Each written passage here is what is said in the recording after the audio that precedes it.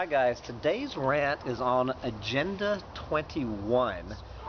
Pesticides. Unsustainable. Hell yes, they're unsustainable. Bravo. Fossil fuels. Do you believe this? Agenda 21 says that fossil fuels are unsustainable. Hallelujah. Someone is admitting that fossil fuels are unsustainable. But anyway, I'm sitting here listening to the very people complaining about Agenda 21 and saying that Agenda 21 is a great breath of fresh air. I agree with every goddamn word in it.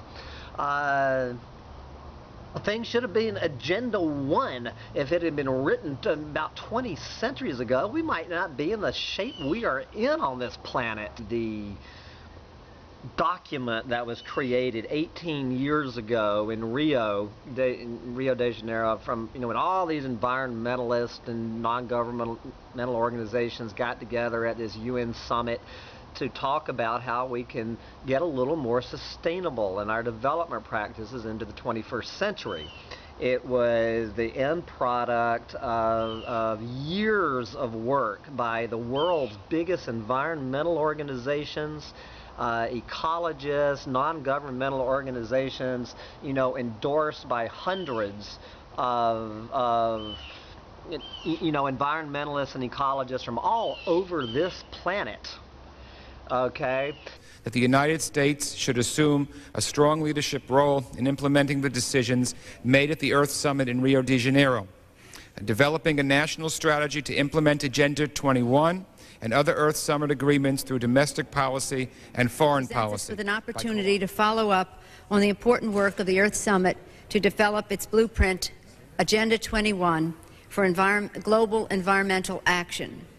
HCON Res 353 outlines a comprehensive national strategy for sustainable development in accordance with the principles of Agenda 21 to be coordinated under the leadership of a specific office and at the direction of a high-level government official that will sustain our planet and its resources for the benefit of future generations. This resolution calls on the United States to assert its leadership to achieve this goal. I urge my colleagues to support this resolution. Thanks again to the members of the Foreign Affairs Committee for their recognition of the importance and timeliness of this resolution. We must make the promise of Rio a reality. Thank you, Mr. Speaker. It needs to be a hell of a lot more vehement and strong in worded than it is that it has been completely ignored. Ever since it was written, it's just and nobody can take credit for completely ignoring and dismantling Agenda 21. And this document from Rio is a tiny little place to start. It is the first little tiptoe into getting this planet back on track. And there you have Agenda 21 for intelligent people. Compliments of Hambo.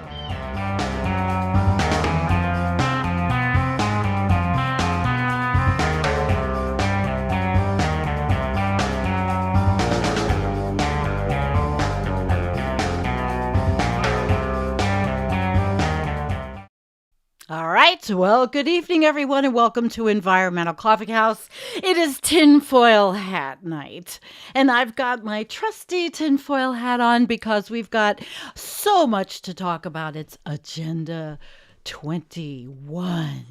It's the Great Reset. Oh, my God. And we're going to talk about these things tonight. And I'm going to explain to you why I started down this track. And it started with the video I made the other day about Donald Trump that I put all over. And it was the people that are saying we need a dictator, whatever. Well, it triggered a guy I went to high school with. And I didn't pull it all up, but he basically said, oh, it's the Rothschilds and it's the Illuminati and they just want to get Trump out. And, he started down this path, and it then led me to do some research, and I couldn't believe that after all these years, Agenda 2021 is still a conspiracy. It's still, people are discovering it and they're still scared of it. And it was something from the Rio Earth Summit in 1992. All right. So I am going to get started, and I want to show you something. Now, you all know that I am a homesteader in a way, and I like growing food. I like living the way I live, and I watch gardening channels, and I watched homesteaders and off grid, but I've noticed that they have taken this really strange bent, this really strange way of looking at everything, and I find it quite interesting, but it's also quite scary when you think about it. Everything is like, okay, TR said, isn't everything a conspiracy? Well, you can look at it that way, can't you? Mm-hmm. But I don't live like that. I don't live in fear of everything. But that's the age we live in. I have certain fears. I have things that, bother me politically, whatever. But this tonight is going to be interesting. So let's set it up. Hang on. And here we go. Here's this guy, and his channel is called Off Grid with Doug and Stacy. They have 1.28 million subscribers. All right. And his show here was called Before He Died, He Warned America. Have you seen this? He says 3.2 million people saw this video. Now you know the 15-minute city makes perfect sense, and boy, it's a doozy. Stay vigilant, and let's not be 1992. Let's stop it, okay? The goal is looks like taking away your farm or homestead. Taking away your farm or your homestead and forcing us into 15-minute cities, which is completely bullshit. So let's look at this a little and see what the hell this guy is talking about. Okay? Here we go. 1992, Henry Lamb was trying to warn people about the agenda. Okay, I've been trying to let you guys know that there's actually an agenda taking place, and they don't really care if you like it or not, even if you're in America with the Constitution and everything. But he tried to warn everybody about Agenda 21, that the United Nations and everybody that's where this started, on this, and they were putting it into place. Roll the tape. On the radio and in audiences like this, Mr. Lamb, there's no such thing as a global agenda. Hey, friend, you're absolutely wrong. Here it is. It's called Agenda 21. Agenda 21, the primary document presented in Rio de Janeiro and adopted by more than 100 heads of state, including George Bush, which lays out in intricate detail all of the transformation that must take place in society in order for it to become sustainable as they define sustainability. This may be available at the United Nations bookstore. I had to pick this up. I had not seen one until last July, had not been able to get one. I happened to be in Geneva attending a United Nations meeting, and I went to the bookstore and bought the thing. So the parties held its first meeting in Nassau last December. At that first meeting, the United Nations Environment Program presented them with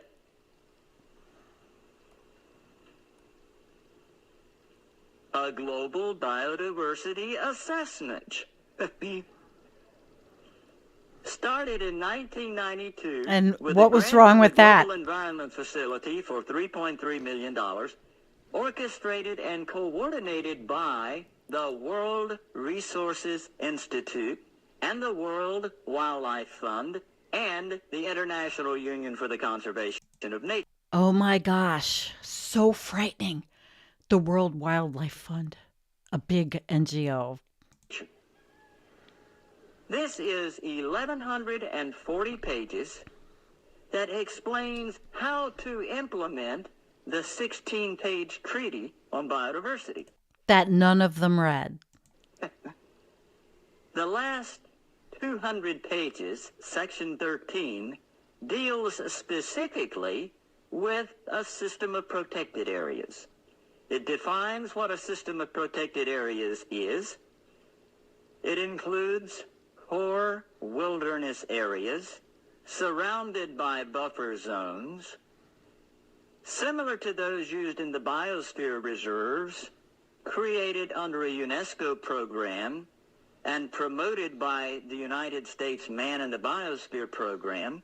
There are 382 biosphere reserves around the world, 47 of which are in the United States. And that is terrifying, isn't it? That we might want to preserve wildlife and lands for the future. Oh, yes, it was terrifying to these people. Not under authority of any treaty, but by voluntary agreement with the United Nations. These biosphere reserves are to be the nucleus for the core wilderness area. Oh, no. Scratching my head here, what on earth is going on? And then I stumbled on page 993, and friends, if you don't think that's some heavy reading at night, page 993, after describing these protected areas, sums it all up by saying, the recently published Wildlands Project in the United States is the central theme of protected area. We've done a great job, haven't we? And on page 15 of the Wildlands Project, Dr. Reed Noss says that we must convert at least 50% of the land area of North America to wilderness. Too bad we didn't do it. To human beings. Those core wilderness areas are to be interconnected by wilderness. Oh, Corridors no. off limits to human beings. Oh, my God. Those wilderness areas are to be surrounded by buffer zones that may have limited resource use under the supervision and permitting of the federal government. And you know, even back then, they did not trust the federal government. That's where it all started. All of this paranoia started with this, like the Bundys in Oregon and all that. It was very, very scary for them because a lot of them were religious fundamentalists and they felt that they had dominion over the land and over the animals and that everything was created for humans. In collaboration with non-government organizations. Human The population dreaded NGOs. to be resettled into the remaining 25% of the land, into communities that are described as sustainable communities. Oh my Now, let me God. put a parenthesis right here. Oh my He God. created what he called a White House Task Force on Ecosystem Management. Oh, that's so evil. So He evil. called 20 federal departments together and said, you will create an ecosystem management policy. Like we really did it. Implement the ecosystem management policy throughout the federal government. Department of Interior, Department of Agriculture, Department of Commerce, Department of Education. Now, my friends, Tell me that sounds so bad to you here with me. Throughout the federal government, they developed what they called multimedia enforcement, where they run into a problem with a community that will not accept this ecosystem management concept. Yeah. Multimedia enforcement means that all 20 federal agencies descend on the community and begin inspections and writing tickets. I couldn't believe it. Oh, The document calls for I couldn't literally believe it. reducing the human population by as much as 2/3 to 3/4 in the next 30 to 50 years. It could set aside up to 1/2 of the American landscape into wilderness areas interconnected by wilderness corridors, all surrounded by human buffer zones in which human activities are highly regulated. That is very, very clear in these United Nations documents that they want to set up a regulatory structure that would affect every. See, and I edited he edited the video, I think, and put the words COVID-19 because, you know, that's the depopulation agenda of COVID-19. Man, woman, and child on planet Earth, and all of the control would be headquartered in the United Nations. And if we take the more recent United Nations documents, it's going to be called the Trusteeship Council in the restructure of the United Nations that's occurring right now.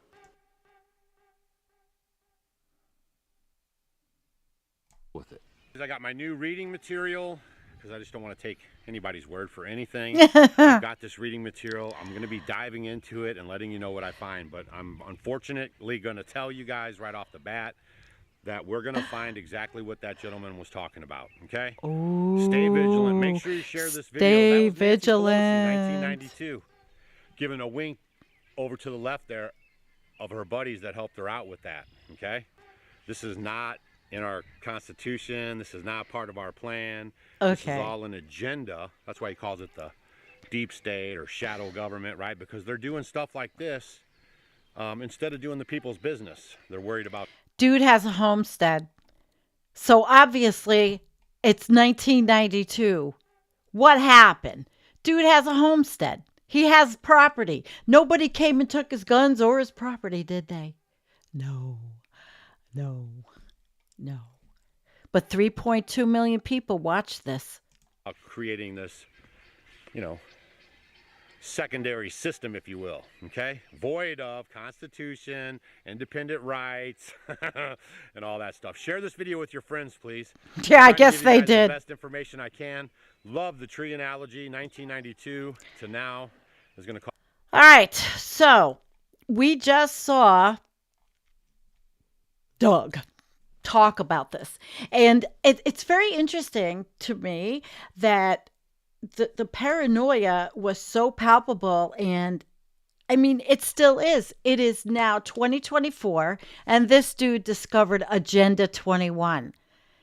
And the video I showed you in the beginning with Sam Mitchell, Aka, Hambo, Littletail in 2010 talking about Agenda 21, and it didn't go far enough. And, you know, the spectacular document it was then.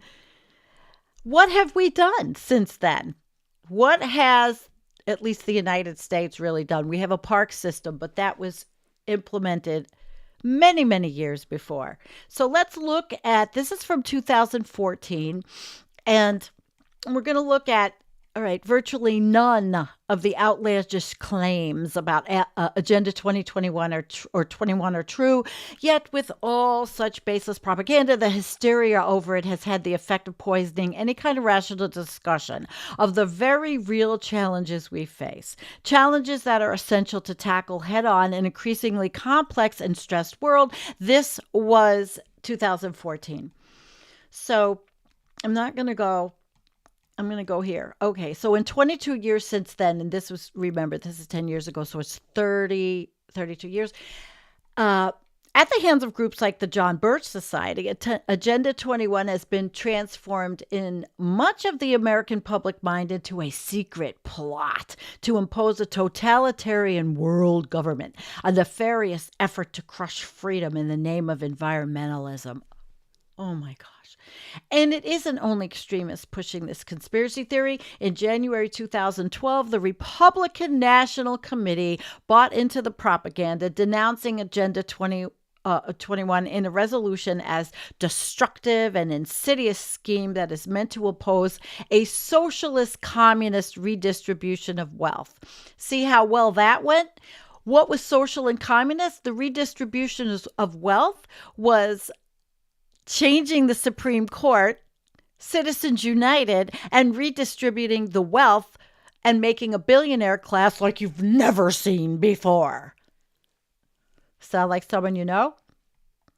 The demonizing of Agenda 21 began among extremist groups like that John Birch Society. Same outfit that was effectively rejected from the conservative movement after accusing President Dwight D. Eisenhower of being a communist agent. So, shades of Donald Trump today calling, which really makes one laugh, Kamala Harris a Marxist and a communist. Donald Trump wouldn't even be able to tell you what a communist or a Marxist is. The Birch Society and an array of other radical right-wing groups see Agenda 21 and virtually all other global efforts a part of a nefarious plan on the part of global elites to form a socialistic one-world government or a new world order. And so I guess this dude just found out. I guess he's been behind at times. So you listen to these groups, and it will lead us into the new dark ages of pain and misery, yet unknown to mankind. Okay, what is the pain and misery that we are seeing?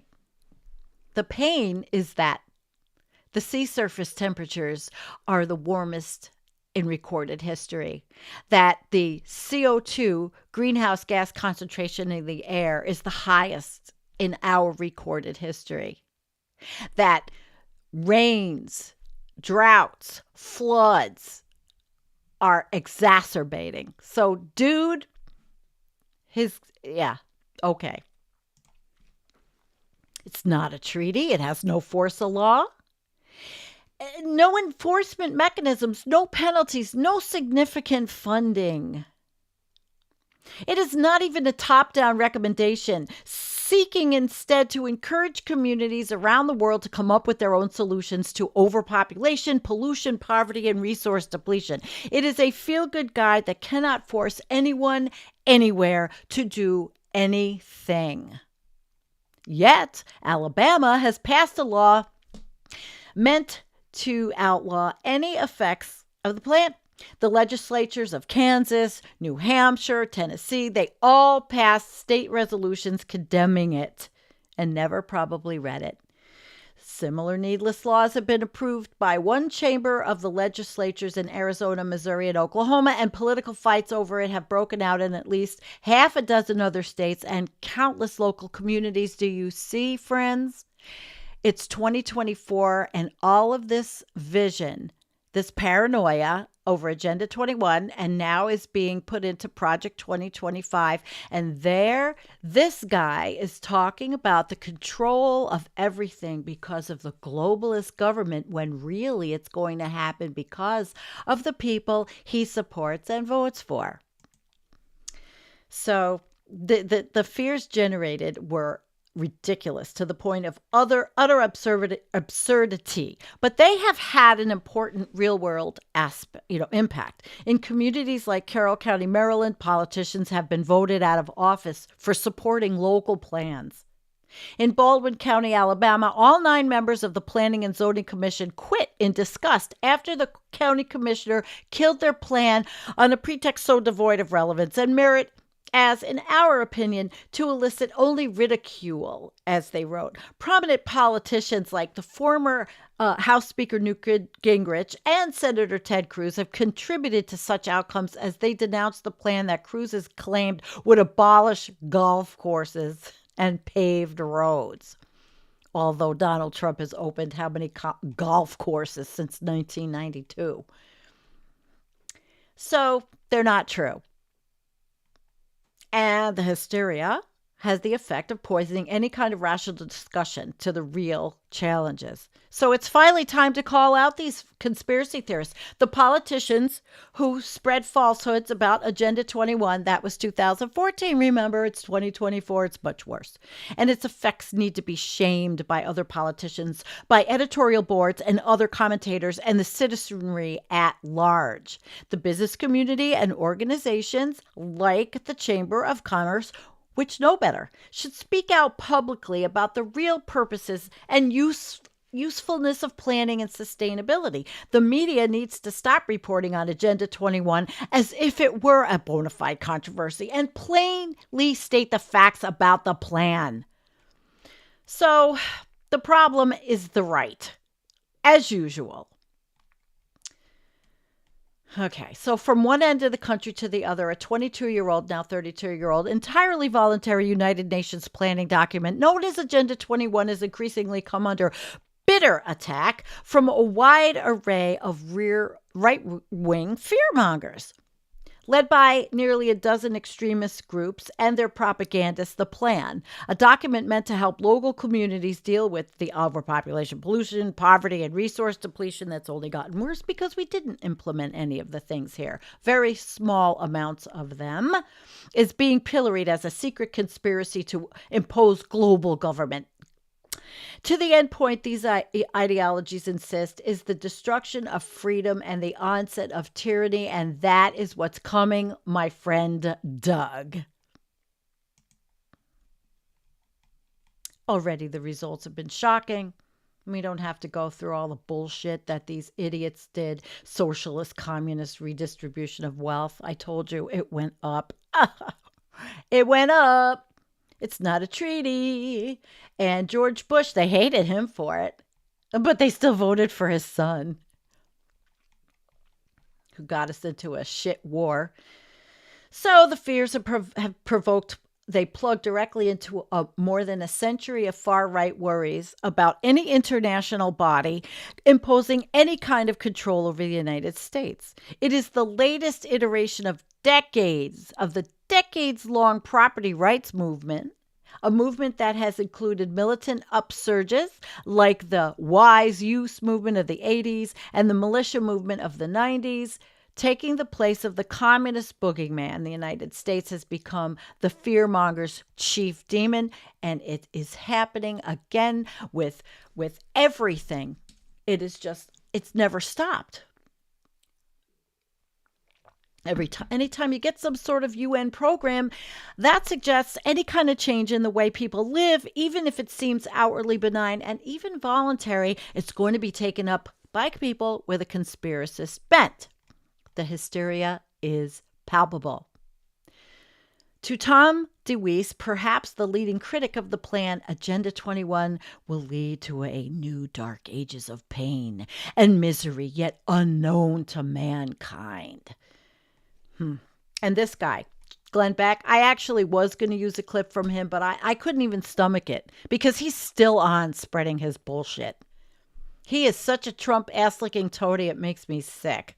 A seditious new plan for totalitarianism that, Doug, they are going to implement on us.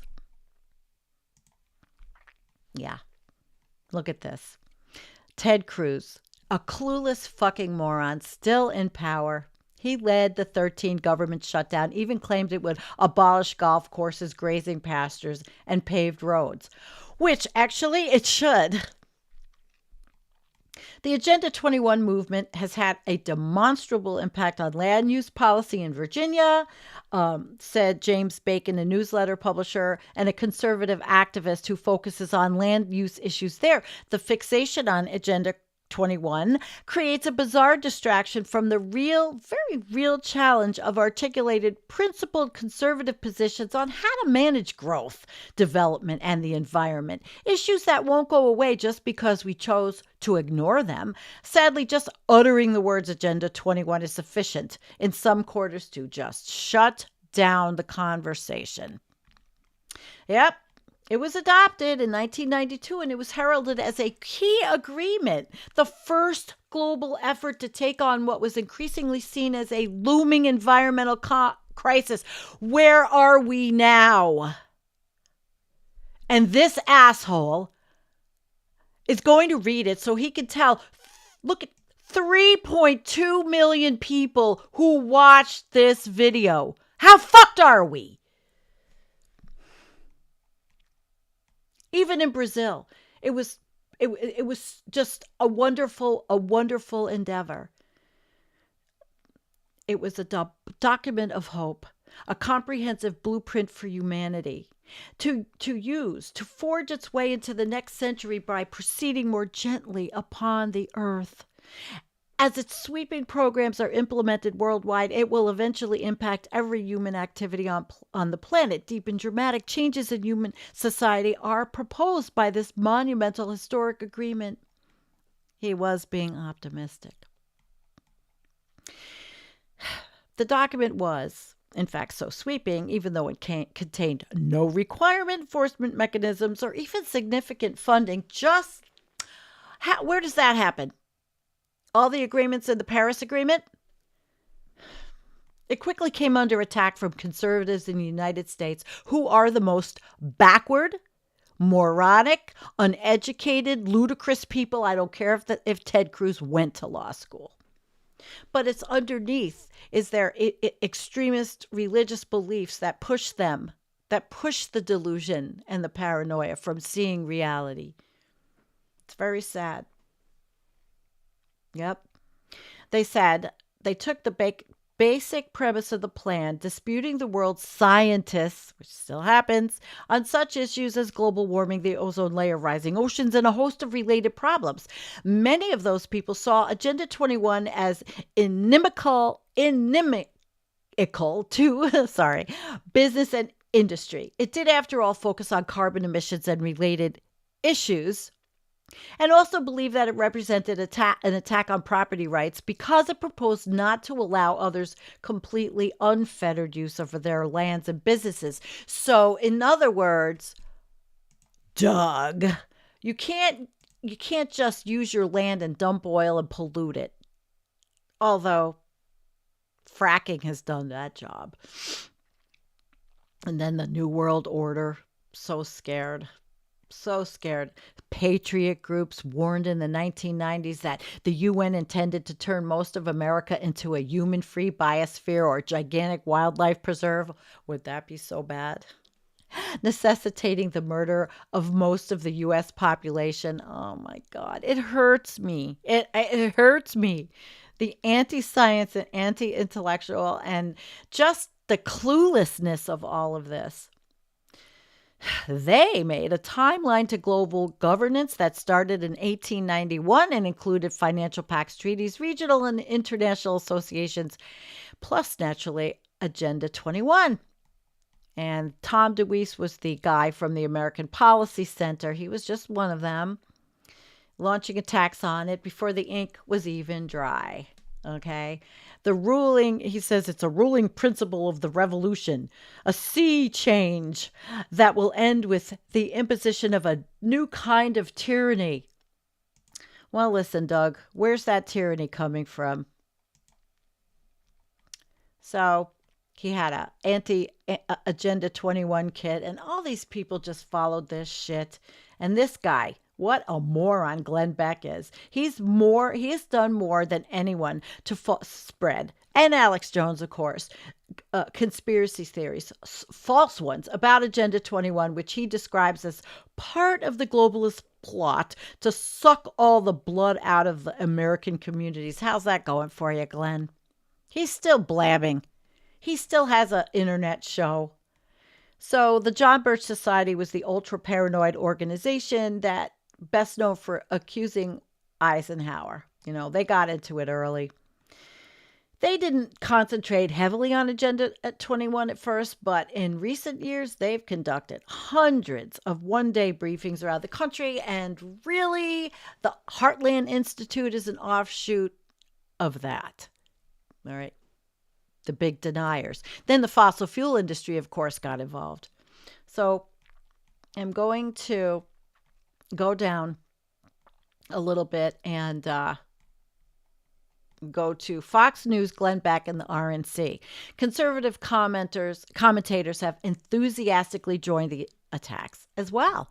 Dick Morris, the Bill Clinton advisor turned Fox News conspiracy theorist, excoriates Agenda 21 backers in his 2012 book, Here Come the Black Helicopters, UN Global Government and the Loss of Freedom. He accuses them of canceling out both free will for the individual and democratic determinations of policy for the nation. Only their fetish has priority. He is a delusional, mentally ill person. Did he pass away? Eric Bolling, Fox, 2012, the White House proposed rural council sounded eerily similar to Agenda 21. And then there was some from the left, notably in the form of Democrats against UN Agenda 21. And that, I believe, was who has now turned into the, I don't know. They're paranoid people. The group, maybe they follow Jimmy Dore. The group, which hosted a major conference on the plan in 2011, is led by self-described lesbian feminist Rosa Kohr, who came to the issue through battles over zoning in Santa Rosa. Yes, there were, where she owns property. She wrote the popular book Behind the Green Mask. UN Agenda 21 claims the plan will ultimately bring on economic collapse of the U.S. Did it? She reserves special animus for those who lobby for bicycle lanes, describing them as testosterone-laden zealots who are the shock troops for this plan. And but it's Glenn Beck.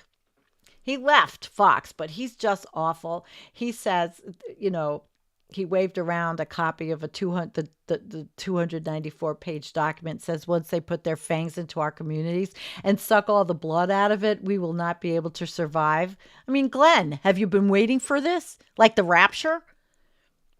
Yeah, he made a dystopic novel, which I did not take. I was going to take the trailer, but I didn't, with Harriet Park, called Agenda 21. It was horrible. I've watched quite a lot of things to make this show.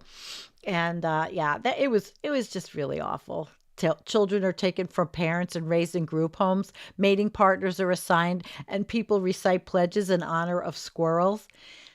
The only people, Doug, that are being taken from their parents are people crossing our border to look for a life away from horrible governments and climate change. And they're not being let out of prisons. And, oh my God, like you've never seen it before. They're sending us all their prisoners like you've never seen it before. The most disturbing aspect of the entire book may be Beck's comment that since those who speak about Agenda 21 are constantly marginalized as radicals or conspiracy theorists, I wanted to include a link to the official 2012 GOP platform. Yeah, we strongly reject the UN Agenda 21 as erosive of American sovereignty. Yeah, okay. Has that changed? All right. So it really did it screwed us even more for doing anything else for the environment other than the pretty much small things, I mean, there are things like going against any kind of drilling of bear's ears. And Mike Lee from Utah is totally against that. He's so angry that we want to protect bear's ears. Can you believe it? Yeah. So they did it. They tried. Here's an anti-Obama birther introduced an anti-Agenda 21 law that failed. It said that the sinister and dark plan would require that certain people should be rounded up. Dude, that's what they're going to do in Project 2021. That's what they want to do. They would love to do it. The LGBTQIA community is terrified.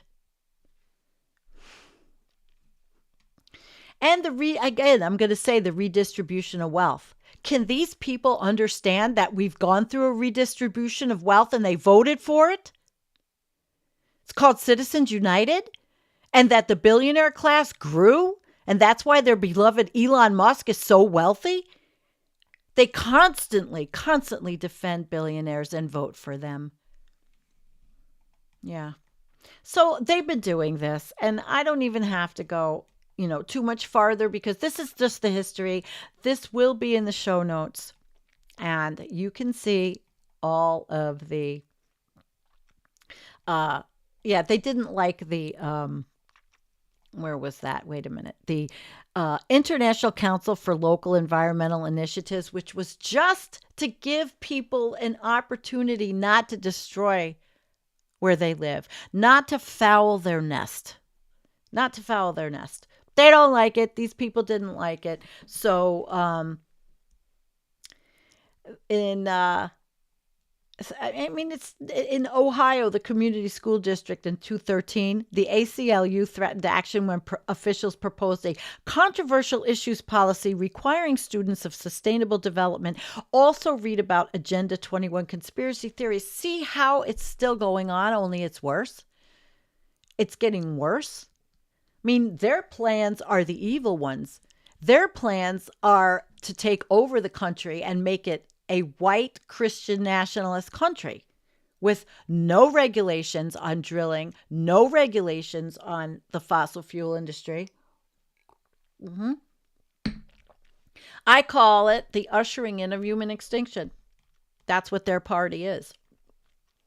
So, is it on the ropes in 2014?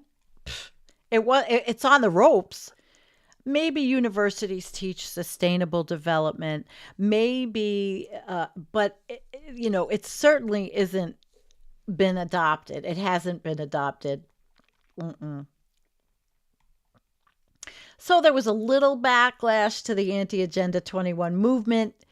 For instance, in 2012, an anti-sustainable development bill was killed in Arizona after the state Chamber of Commerce lobbied against it, saying it could drive away firms with sustainable development plans, which we all know now, sustainable development. There is no sustainable development. Development is growth, unlimited growth. And then the Tea Party happened, and they were going to all the meetings. I mean, this is just replicating over and over again. So I'm not going to go in, but these are the names: the American Policy Center, and these people, okay, here he goes. Agenda 21 is a blueprint to turn your community into a little Soviet. I mean, so paranoid. I remember some of this, but I was working in the university system. So I really didn't even know what was really going on because I was enmeshed in science and research. I didn't know how much. I knew what the Tea Party movement was, and of course I thought it was just fringe. And did I ever really think seriously that all of this was going to come to fruition? Doug. So, a comprehensive plan of utopian environmentalism, social engineering, and global political control. Never happened. I wish we had utopian environmentalism. Yep. Okay. And now the same people now, they're attacking private ownership of homes, farms, and cars and destructive to the environment. What's going on with homes? They voted for these people. The corporations are buying up the homes to make you a renter because, Doug, you voted for them. All right. Florida's always been screwed up, huh? Bernie DeCastro back then, the Constitution Party. Agenda 21 is the most dangerous threat to America's sovereignty that is coming at us like a whirlwind, and yet so few Americans are aware of this diabolical threat to them and their families. Obviously, he wasn't, because he just discovered it, and so did 3.2 million, minus me and whoever else watched in the comments that watched it. 3.2 million. It's frightening. It just makes me know that we're screwed. WASF for a reason. And it's not just the global warming and the sea surface temperatures and the floods and the droughts and the fires. It's these people. These people. All right. So we are going down. All right. They have planned for the world to have 90% of the population murdered by abortion and aborting life by disease, famines, wars, wrecking the economy, industry, technology, giving vaccines and medicines which cause disease and a slow death. That was, what was her name? Oh, where was she? Where is she? Da, da, da, da, da. Oh, my goodness. Nita Still. All right. And she says sustainability will mean taking 55% of the land for flora and fauna and rivers and streams and wetlands because they are persons with rights. We wish, right? Don't we wish that happened? No. It's been unlimited growth ever since then. Yep. All right. The desires of the Illuminati and the Committee of 300, plus the Club of Rome and the Council of Foreign Relations, the Bilderberg Group, the Skull and Bones, or the Order of 332, and the Trilateral Commission, all the buzzwords. Yep. So the planners are more concerned with animals and the environment over human beings. Don't you wish that was the case? And the United Nations is a front for all that's happening in our lives. Yeah. Well, the vast majority of opponents of Agenda 21 come from the right, mostly the far right. But in the case of Rosa Kohr, pronounced Corey. All right, Corey, a self-described lesbian, feminist, and longtime forensic commercial real estate appraiser specializing in eminent domain evaluation. The criticism is ostensibly coming from the left. Not that it's easy to tell. Corey, who runs the Democrats Against the UN website, she is the executive director of the closely linked Post-Sustainability Institute. She says they want to erect communitarianism as opposed to socialism or communism. It sounds wonderful. The group of cooperative groups that practice some communist principles but are generally less centralized than historic communist states. She also says the Democratic Party has been the Democratic Party has been hijacked by socialists. Oh. So she sounds like one of those fearmongers.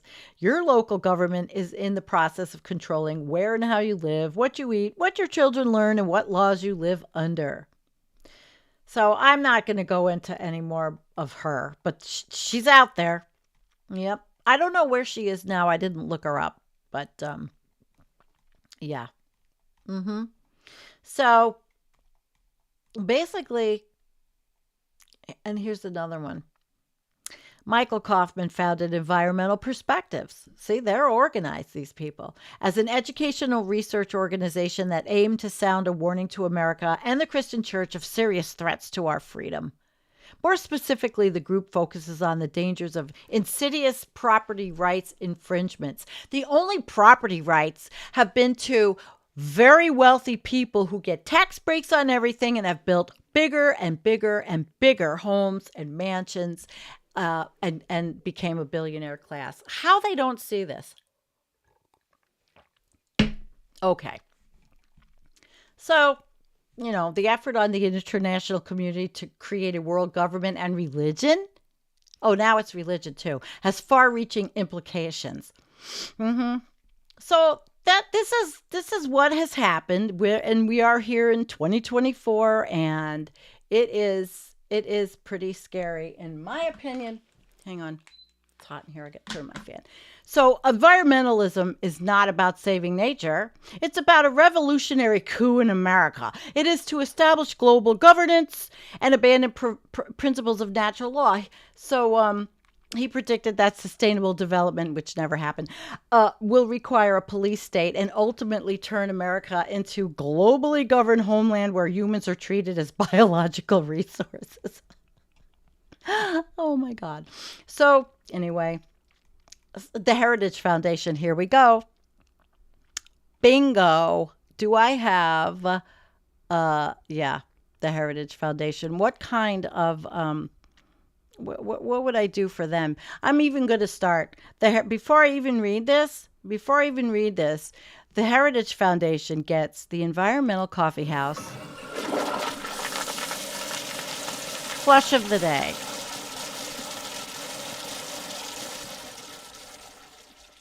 So it was created in 1973 by 3 arch conservatives discontented with Richard Nixon's embrace of big government. Maybe because he was a crook and a liar, grew over decades to the point that the New York Times labeled it the Parthenon of the conservative metropolis. And so pretty much we see that this group, and so they were in 1973, they've been planning. This is where we are now with Project 2025, guys. And people that tell me that, oh, this election isn't about Project 2025.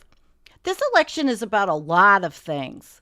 But Project 2025 is pretty big umbrella because, as you're seeing, it's been in the works by delusional anti-science people. Okay, and we're gonna go down. We're not gonna read all about this, but all government's bad. Yeah, we know that. You know, they hate government. They want to take away the administrative state now. They want to get rid of 40,000 federal employees. They want to abolish the EPA, the NOAA, probably most, and replace with loyalists. They've got applications on their website. Okay? Now, local initiatives and plans such as Horizon 2025, which also was non-binding, or simply Agenda 21 in disguise. So it's pretty crazy.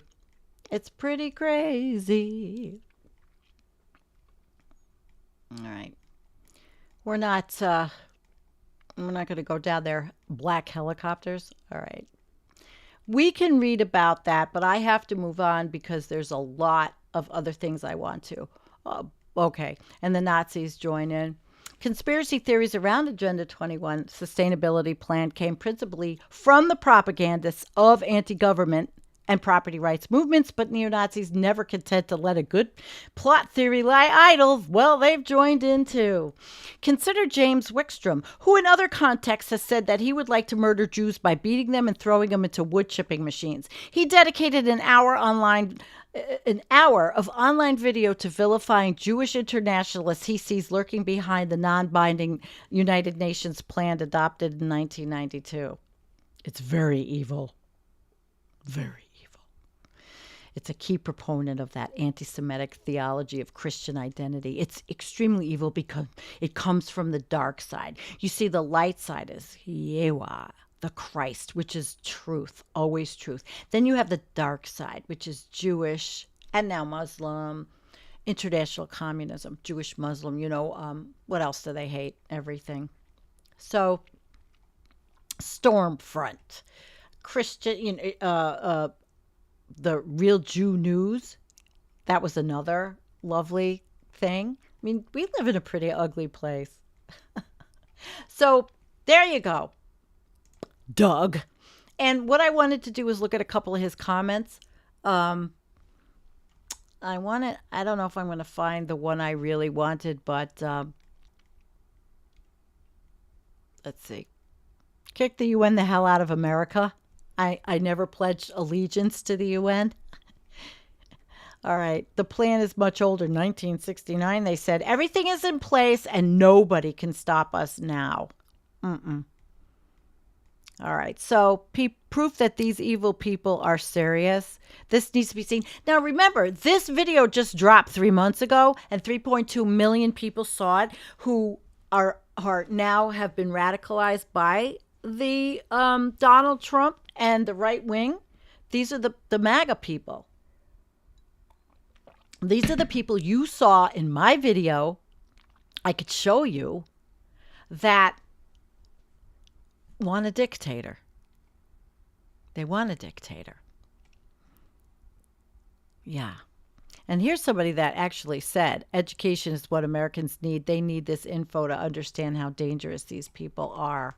When did this drop? This dropped 3 months ago. All right, so people are still commenting on this. Oh, yeah, here's one. Praise God from whom all blessings flow. You know, there's always that. And they destroyed the Georgia Guidestones that talked about this. They. Again, there's the they. Yeah. All right, let's see. He's speaking to the working class. Pay attention. Rich people couldn't care less. This affects the poor, concerns the poor. Rich are not effective. I think people are really, really confused. It's now 2024. If this don't open blind eyes, nothing I've known about this forever, America will stand up. Put all these traitors in Gitmo. You know, the scientists and the teachers. Yeah. Yep. So it's pretty much a lot of, if ever a word was misused to deceive, it's sustainable.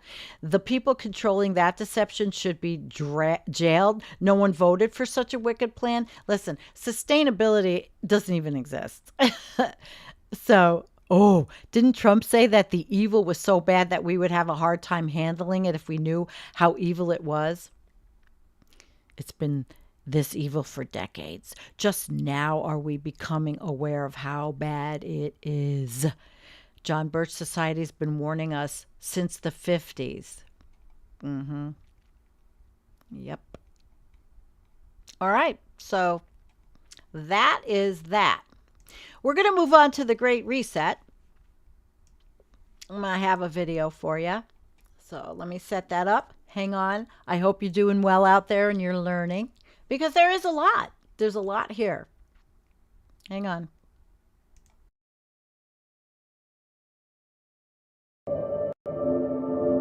We have an incredible opportunity to create entirely new sustainable industries, investing in nature as the true engine of our economy.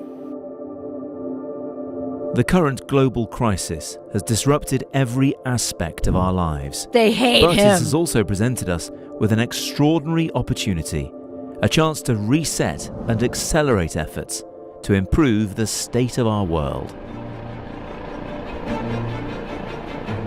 Changing our current trajectory will require bold and imaginative action, together with determination and decisive leadership. In order to secure our future and to prosper, we need to evolve our economic model, putting people and planet at the heart of global value creation. If there is one critical lesson we have to learn from this crisis, we need to put nature at the heart of how we operate. We are on the verge of catalytic breakthroughs that will alter our view of what is possible and profitable within the framework of a sustainable future. We need nothing short of a paradigm shift, one that inspires action at revolutionary levels and pace. We simply cannot waste any more time. The only limit is our willingness to act.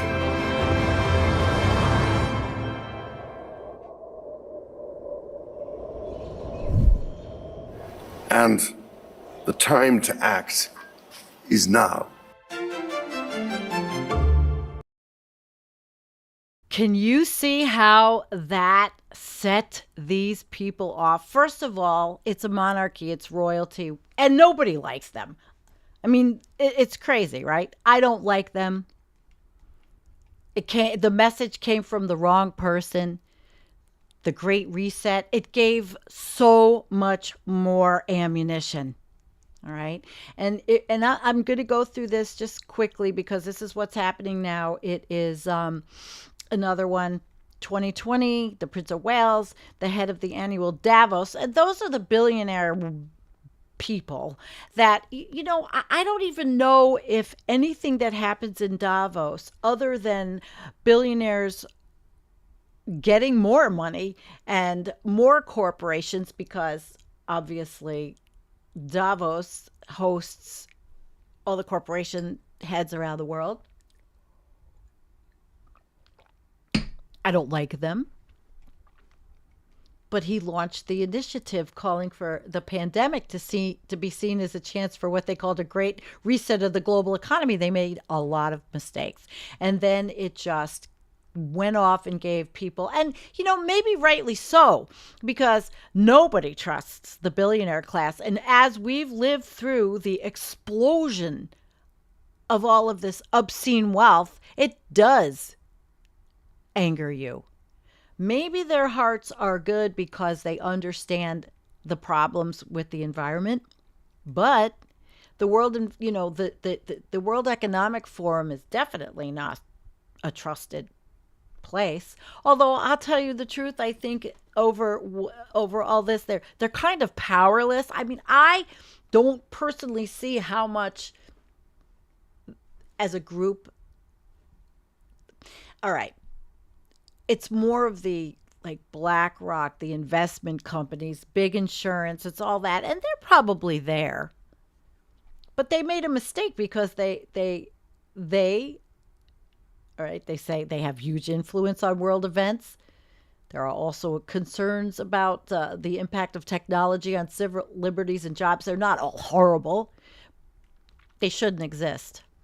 But the real energy online is not about legitimate political questions, discussions about fossil fuels and income equality, but in the shape of wild and unsubstantiated claims. The term Great Reset has received more than 8 million interactions on Facebook and has been shared 2 million times on Twitter since the initiative was launched. So, you see, it just went wild because it just scared people so much.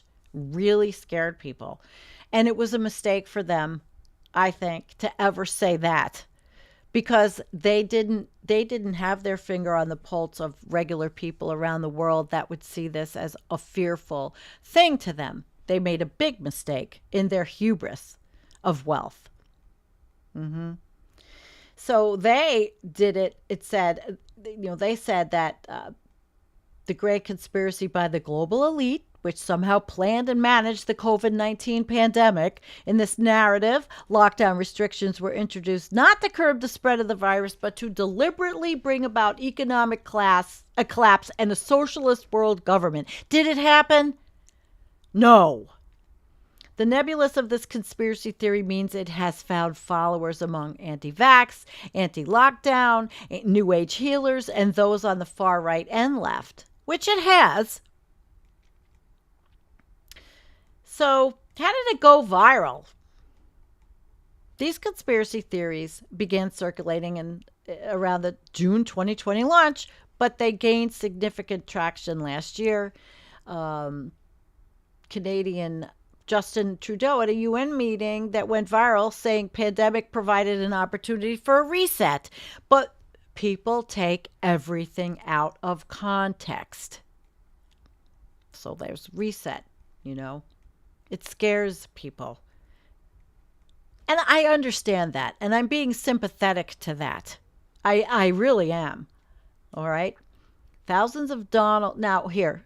Okay. Proof that global leaders were using the pandemic as a pretext. So we have seen that has not come to fruition. What we have seen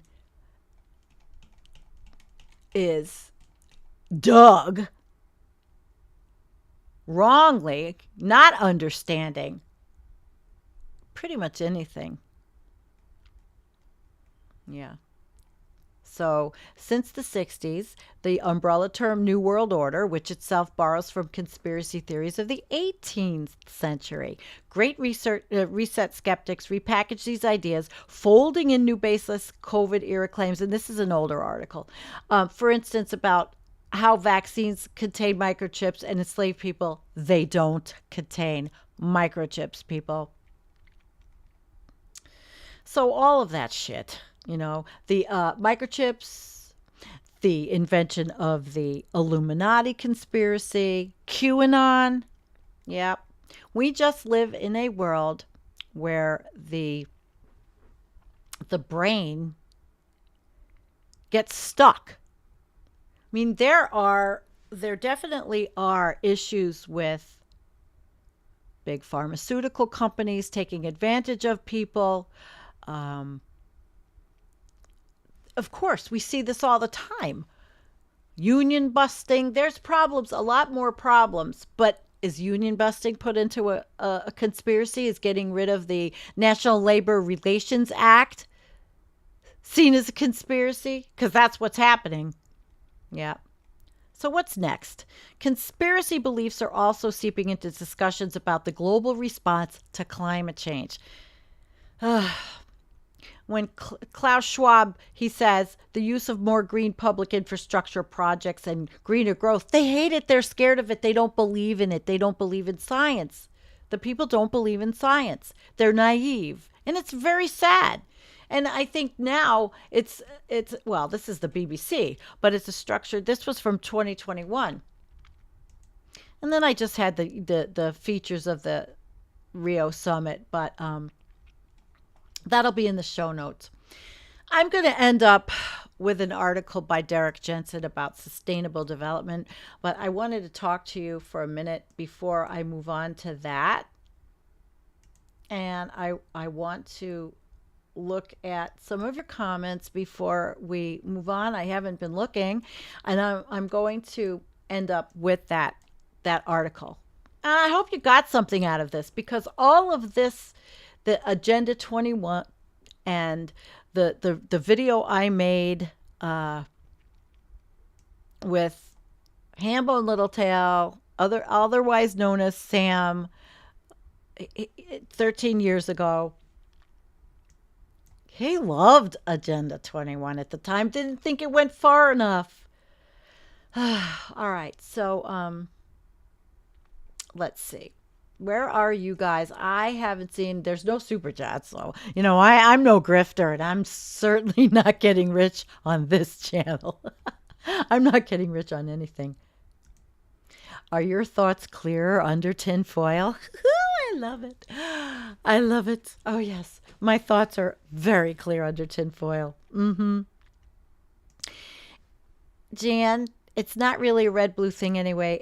It's about democracy these days. Yeah, it's true. See, those people, don't understand. They really don't. It's so sad. It's really sad. And I don't want to put them, I'm not putting them down or hating on them. They are misinformed people because of, I guess it's, well, I call it now the Trump mind virus, but it's, they want to say it's the woke mind virus. No. It's a sad mind virus of totally not understanding anything. And is it the education system? Okay, how can I not go, and not get the pandemic? How can you go through 4 years and still not get the pandemic? Because I watch virologists. I read books. I don't follow bullshit. I follow science just like you do. I'm not going to say that the vaccines are bad. I'm not going to take it if you want it. Don't take it. Okay? Don't take it. Honestly, I don't think it was a pandemic.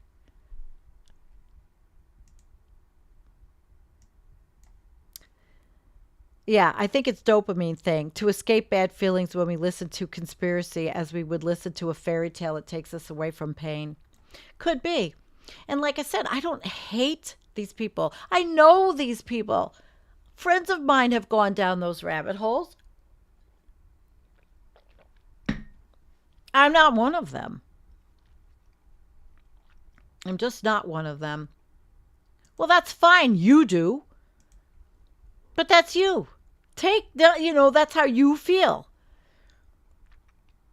Yeah. All right. Anything else? Anything else, guys? The reset. The reset is being forced upon us by overshoot and limits to growth. All these political shenanigans will become meaningless very quickly. But while they are meaningful, I am all in. I'm not hiding who I am. I'm a political animal. Okay. Let's see, guys. Are there any more comments that slowly one drinks towards imbecility, welcoming it like a lover? I weary of the contest with myself, but it's the only sport in town.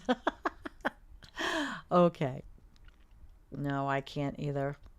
Nope. I can't either.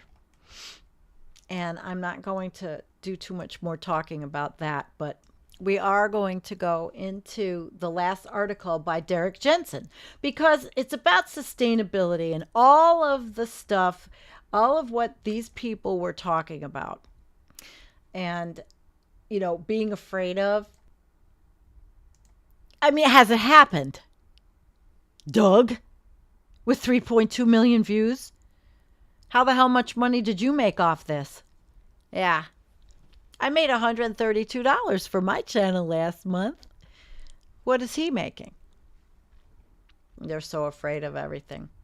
Let's go. Sustainable development is a lie. Derek Jensen, 2015. The term development is just colonialism applied to the natural world, says Derek Jensen. Sustainable development is a claim to virtue. The development used in this sense is a lie. The word development means to grow, to progress, to become fuller, more advanced. Some synonyms are evolution, unfolding, maturation, ripeness, and some antonyms are deterioration, disintegration. And here is the real usage example from a dictionary. Drama reached its highest development in the plays of Shakespeare. But here's the problem. A child develops into an adult. A caterpillar develops into a butterfly.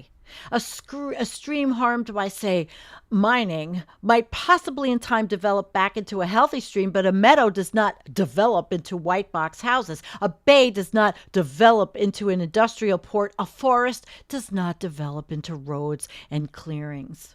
The reality is that the meadow is destroyed to make the development. The bay is destroyed to develop it into an industrial port. The forest is destroyed when natural resources are developed. The word kill works just as well. Sustainable destruction. Think about it. You're going about your life when someone comes along who wants to make money by developing the natural resources that are your body. He's going to harvest your organs for transplantation, your bones for fertilizer, your flesh for blood. You might respond, hey, I was using that heart, those lungs, that meadow, that bay, that forest were all using what you call natural resources. Those natural resources were keeping them alive. Those are their very body. Without them, they just die, just as you would. It doesn't help to throw around the word sustainable onto the front of whatever you're going to do. Exploitation is still exploitation, even if you call it sustainable exploitation. Destruction is still destruction, even if you call it sustainable destruction. One sign of intelligence is the ability to recognize patterns. We industrialized humans, we think we're smarter than everybody else. So I'm going to lay out a pattern, and let's see if we recognize it in less than 6,000 years. Greek sustainable development. When you think of Iraq, is the first thing you think of cedar forest so thick that sunlight never reaches the ground? That's what Iraq was like before the beginnings of this culture. One of the first written myths of this culture was of Gilgamesh, deforesting the hills and valleys of what is now Iraq to build great cities. Oh, sorry. I guess he wasn't deforesting the region. He was developing the natural resources. Much of the Arabian Peninsula was oak savanna until these resources were developed for export. The Near East was once heavily forested. Remember the cedars of Lebanon? They still have one on their flag. North Africa was heavily forested. These forests were destroyed, sustainably developed to make Egyptian and Phoenician navies. Greece was heavily forested. Ancient Greek philosophers complained that deforestation was harming water quality. I'm sure the bureaucrats at the ancient development of Greek sustainable development responded that they would need to study the problem for a few years to make sure there really is a correlation. In the Americas, whales were so abundant that their breath made the air look perpetually foggy and were a hazard to shipping. Development of that resource removed the hazard. Cod were so numerous, their bodies slowed the passage of ships. Development of that resource fixed that too. There were so many passenger pigeons that their flocks darkened the sky for days at a time. Once again, the development of that resource got rid of them. Do you know why there are no penguins in the Northern Hemisphere? There used to be. They were called great auks. A French explorer commented that there were so many on one island that every ship in France could be loaded and it would not make a dent. But that resource was developed and the last great auk was killed. Developed in the 19th century. 200 species a day. 200 species were extinct just today. That's 2015, guys. And 200 will go extinct tomorrow, and the day after that, and the day after that. Every biological indicator is going in the wrong direction. And we all know why. The problems are not cognitively challenging. Development is theft and murder. Development is colonialism applied to the natural world. Development is kleptocracy, a way of life based on threat. Here's another test of our intelligence. Name any natural community or ecosystem, if you prefer mechanistic language, that has been managed for extraction or that has been developed, by which is meant industrialized, that has not been significantly harmed on its own terms. You can't, because managing for extraction is harmful, as we would all recognize if, as in the example below, it happened to us. We would all recognize that if an occupying army came into your home and took your food and a couple of your relatives, and that your family would suffer. So why, with all the world at stake, do we suddenly get so stupid when it comes to sustainable development? Why do we have such a hard time understanding that if you steal from or otherwise harm a natural community, that community will suffer harm? Upton Sinclair wrote, "It's hard to make a man understand something when his job depends on him not understanding it." I would extend that to read, "It's hard to make people understand something when their entitlement depends on them not understanding it." Right, Doug?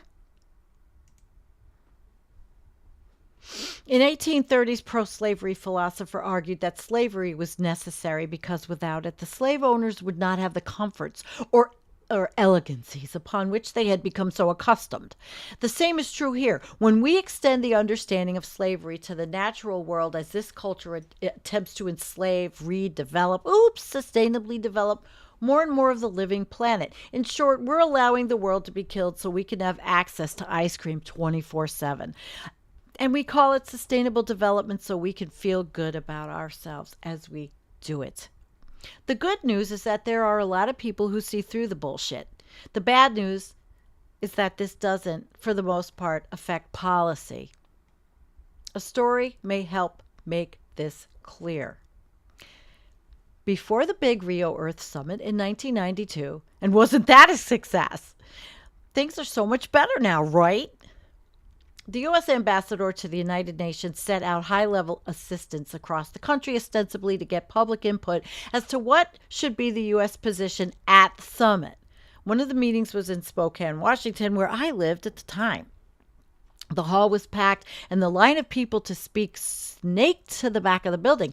Person after person testified that sustainable development was a sham, that it was just an excuse to continue to kill the world. They pointed out that the problem is not humanity, but this culture. And they begged a U.S. representative to listen and take a lead from indigenous peoples the world over who lived well and lives truly sustainably on their lands without development. In fact, they lived well and sustainably because they never industrialized. They pointed out that development inevitably forces both indigenous peoples and subsistence farmers off their land. See, Doug, that's what's going to happen, bud. Person after person pointed out precisely what I'm saying in this article. When we were through giving our testimony, the representative thanked us for our support of the U.S. position and for support of sustainable development. It was as though he hadn't heard a word we said. Sustaining the exploitative lifestyle. Here's the problem. The word sustainable has been co-opted to mean not helping the real world to sustain, as in playing your proper role in participating in the larger community that includes your non-human neighbors, but instead to mean sustaining this exploitive lifestyle. Think about it. What do all these so-called solutions to global warming have in common? It's simple. They all take industrial capitalism and the colonialism on which it's based as a given, and the natural world at that, which must conform to industrial capitalism. That's insane in terms of being out of touch with physical reality. The real world must be primary, with whatever social system you are talking about being secondary and dependent, because without a real world, you don't have any social system whatsoever, and that is what these people are scared of. They live in nature, but they don't understand they are destroying it at the same time. All right. So it's a scam and a claim to virtue because it's attempting to sustain this exploitative, destructive culture, not the world on which it depends, and it will never work. So many indigenous people have said to me, the first and most important thing we must do is decolonize our hearts and minds. Part of what they've been told is that we must break our identification with this culture and identify instead with the real world, the physical world, the living earth that is our only home. I want to tell one final story. In his book, The Nazi Doctors, Roger J. Lifton asked how was it that men who had taken the Hippocratic Oath could work in Nazi death camps. He found that many of the doctors cared deeply for the health of the inmates and would do everything in their power to protect them. They'd give them an extra scrap of potato. They'd hide them from selection officers who were going to kill them. They'd put them in the infirmary and let them rest for a day. They'd do everything they could, except the most important thing of all. They wouldn't question the existence of the death camp itself. They wouldn't question working the inmates to death, starving them to death, poisoning them to death. And this failure to question the larger framing conditions led those doctors to actively participate in those atrocities. With all the world at stake, it's not good enough for us to paste the word sustainable in front of the deceptive word development, when what we really mean is continue the exploitative and destructive way of life a little bit longer. That destroys the words sustainable and development, of course, contributes to the ongoing destruction of the world. It wastes time we do not have. With all the world at stake, we need to not only do what we can to protect the victims of this culture, but we have to question the continuation of this death camp culture that is working the world to death, starving the world to death, poisoning the world to death. There you go. That was 9 years ago. 9 years ago. Thank you, Derek Jensen. And that's what we're doing. And people like Doug don't see it. They don't understand it. They have their homesteads. They think it's natural. And they just don't see it. We are destroying the world. We are destroying the world. 9 years later, we are so much worse. Biodiversity. I saw a study, research, an article that said everything's gone. 2049, all vestiges of wildlife could be gone. So how's everybody doing? Yeah. I'm glad you came. I wanted to go over this whole thing with you. We started with Agenda 21 and how the conspiracies are starting over again. 3.2 million people saw a video 3 months ago from Doug and Stacy, who have a homesteading channel and who are most likely very right-wing, Trump-supporting evangelicals. But I don't know. 3.2 million people. It's very, very frightening.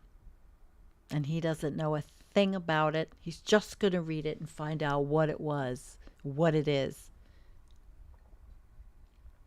Doesn't realize probably that half the shit he uses on his homestead were developed because of scientists.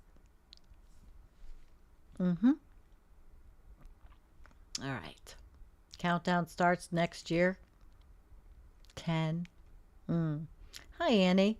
Oh, the letter hack raid.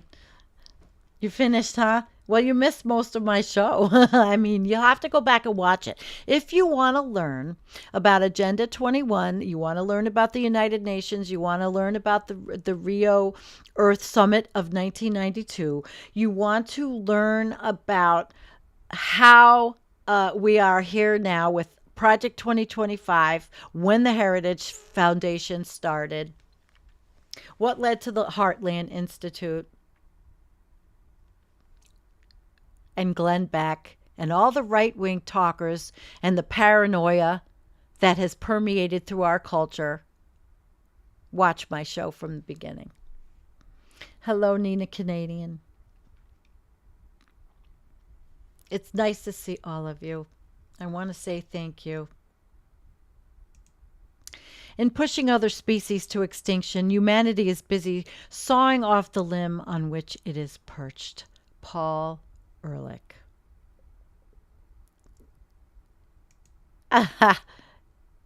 Part 2.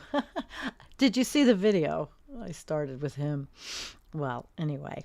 All right, so I'm going to say goodnight. I really do hope you learned something.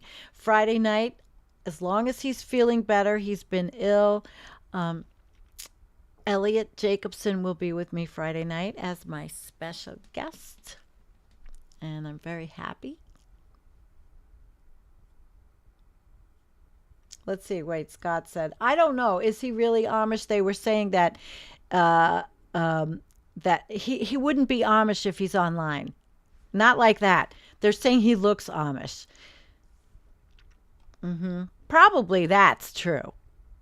But we have to be careful that we don't fall for conspiracies either. We know what goes on online. We know that there's all kinds of money and dark money. We know the deep state is Opus Dei and the Heritage Foundation. We all know this, but we have to be careful that we do not wear our own tinfoil hats and be very discriminating consumers of all the bullshit we see on social media. I mean, we do know that there's big money behind all of it. Just let's be really careful ourselves. He wears Amish clothes because that's his shtick on his channel, Doug and Stacy. It doesn't matter. You can wear an Amish hat. That doesn't mean you're Amish. They in the comment sections, they make fun of that, and they call him the Amish Mike Rowe, but he's really, and if he's Amish, well, then he's certainly not like the Amish people that live near me. Not at all. In fact, one of their horses got loose today, and that was the big thing. That was the big news here, and it was on the community board, and it was, people were looking for this horse, following the horse, trying to get the horse. That was the biggest news around these parts in a long time. Yep. All right. Well, thank you, everybody. Yeah, I'm not Amish, obviously. Okay. I do like my Amish neighbors, but this dude, Doug, just reading Agenda 21, and yeah. Okay. So I'm going to see you. I'm going to play the opener for the end. So stick around. I'll put more comments up. Thank you. And I hope you learned something. And thanks to Derek Jensen, who I've actually never interviewed. Maybe one of these days I'll write to him and ask him. I've asked him. I just never followed up because I have terrible follow-up skills. So I'm going to set up what we're going to do for the end. And I want to tell you, peace. That is the main thing. We want peace in this world. We want peace for the environment. And we want to save whatever vestiges of dignity we have left. Thank you.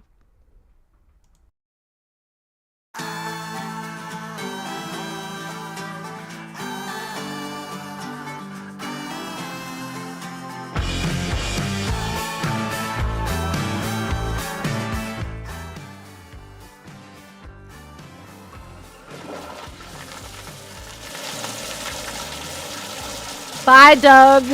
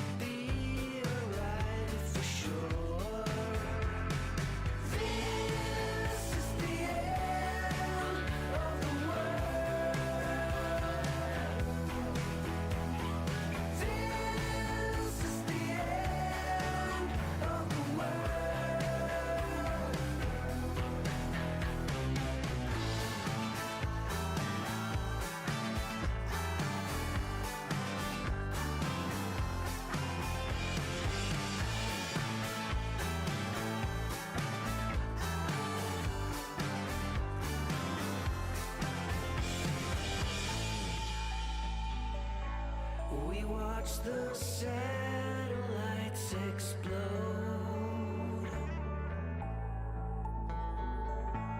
It must be bad news. So